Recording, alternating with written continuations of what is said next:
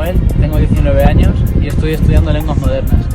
Y con este proyecto me gustaría mostrarles a los jóvenes la experiencia de reconciliación que han tenido con Dios y que ellos también puedan experimentarla.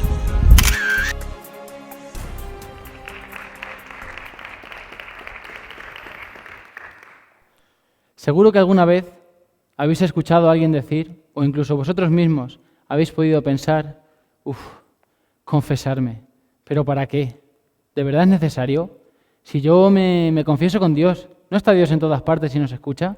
Pues ya está, yo me confieso con Dios, yo no necesito ir a contarle las cosas que hago mal encima a un cura. ¿Por qué? ¿Por qué pasa esto? ¿Por qué el sacramento de la confesión es cada vez menos apreciado? ¿Y por qué cada vez menos gente acude a él? El principal motivo es la vergüenza. Vergüenza y soberbia, obviamente, porque no nos gusta admitir que nos hemos equivocado o que hemos hecho algo mal, que hemos tenido una caída. Es como cuando vas en bici por el pueblo y te caes.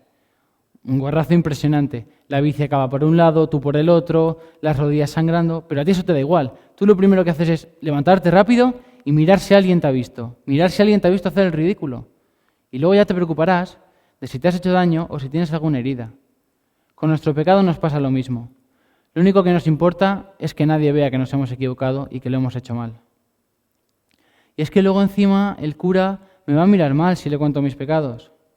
Pues no te va a mirar mal. Lo primero porque seguramente no se acuerde de tus pecados, porque confiesa a un montón de gente. Y además los pecados no son el centro de la confesión. El centro de la confesión es los consejos que el sacerdote te da o cómo te ayuda para cambiar de vida. Y luego lo de confesarse directamente con Dios, pues tampoco sirve, porque sería como pedir perdón a un amigo por carta, sin verlo frente a frente. Y encima nunca tendrás la seguridad de que ese amigo te ha perdonado. En cambio, en la confesión el sacerdote te dice, Dios ha perdonado tus pecados, queda en paz. Ahí tienes esa certeza de que Dios te ha perdonado. Y diréis, ¿pero de verdad es necesario confesarse? ¿Es imprescindible? Pues sí, pero a veces no lo hacemos porque no conocemos el poder del pecado, ese poder tan negativo y destructivo que tiene en nosotros y en nuestras vidas. Pensamos que el pecado es simplemente romper unas normas que nos han establecido y encima pensamos que esas normas, los mandamientos, es algo que coarta nuestra libertad, que no nos deja ser libres. Pero los mandamientos son todo lo contrario. Los mandamientos nos dan libertad.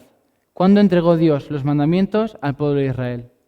Precisamente en el momento en el que los liberó de la esclavitud de Egipto.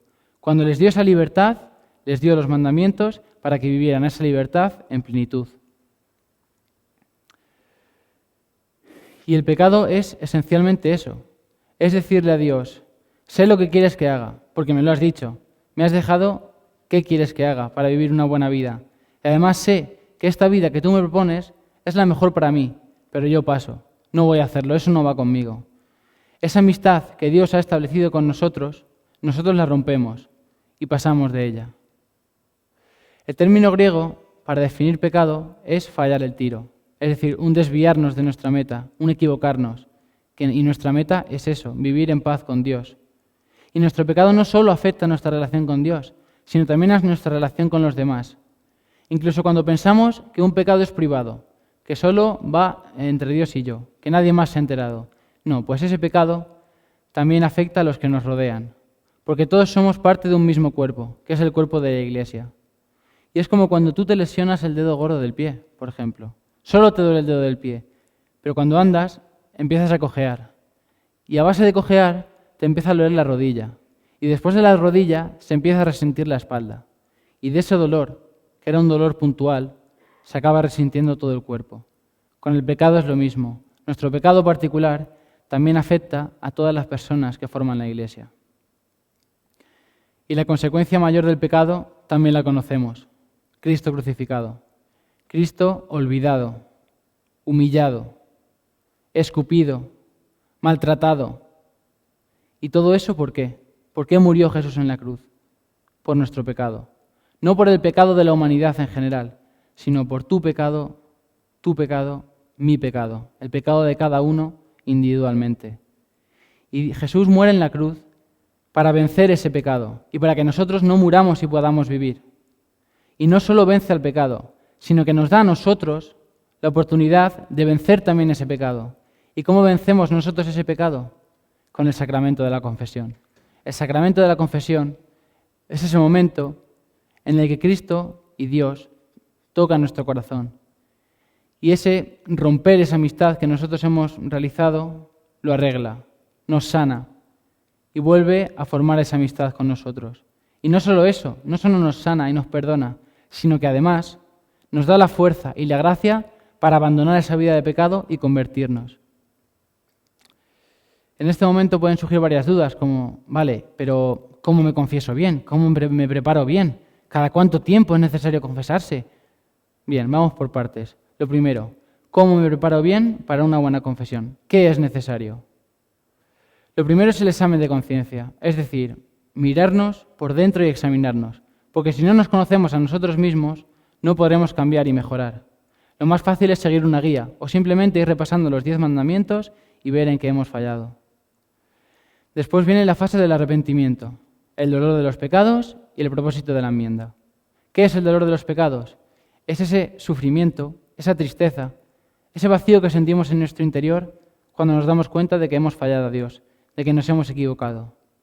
Este dolor de los pecados puede venir presentado de dos maneras. La primera es por un miedo al castigo, es decir, el infierno. Es como cuando tú estás jugando con tus amigos en el patio de tu casa al fútbol. Se te escapa un balonazo y rompes la ventana del vecino. A ti el hecho de romper la ventana del vecino te da más o menos igual. Lo que no te da igual es la bronca que te va a caer luego de tu madre y del vecino cuando se lo cuente. Y la otra manera de que venga el dolor de los pecados es por el propio dolor y sufrimiento de saber que hemos hecho un acto malo. Como cuando discutes con tu madre y después de una fuerte discusión estás tú solo en tu habitación y piensas, qué mal he tratado a mi madre, no se lo merece, qué mal lo he hecho. Ahí verdaderamente estás sufriendo porque sabes que lo que has hecho está mal y porque quieres a tu madre. Pues con Dios es lo mismo. Y después del dolor de los pecados, lo que viene es el propósito de la enmienda. Es decir, tomar una firme decisión de abandonar esa vida de pecado y ese pecado, no volver a cometerlo y vivir en paz con Dios. Y este propósito de la enmienda es muy necesario para que haya un verdadero arrepentimiento. Con un ejemplo lo vamos a entender mejor. San Pedro y Judas. Los dos, en la pasión, traicionaron a Jesús.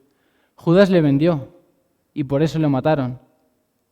Pero San Pedro le negó delante de los demás para que no le persiguieran a él. Y los dos sintieron ese dolor de su pecado. Los dos se sentían mal y sentían vacío en su interior por haber fallado al Maestro. Sin embargo, solo Pedro tomó la decisión de volver a Cristo y de no volver a negarlo nunca más hasta el punto de morir por él. Por eso Pedro sí recibió el perdón y no Judas. Después del arrepentimiento viene lo que es en sí la confesión, el decir los pecados al confesor.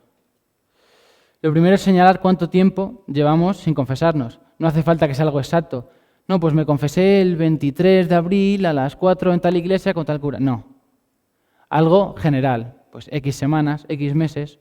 ¿Y esto es importante? Pues sí, porque cuando vas al médico no es lo mismo una revisión que haces semanalmente que cuando llevas un año sin ir a una revisión del médico.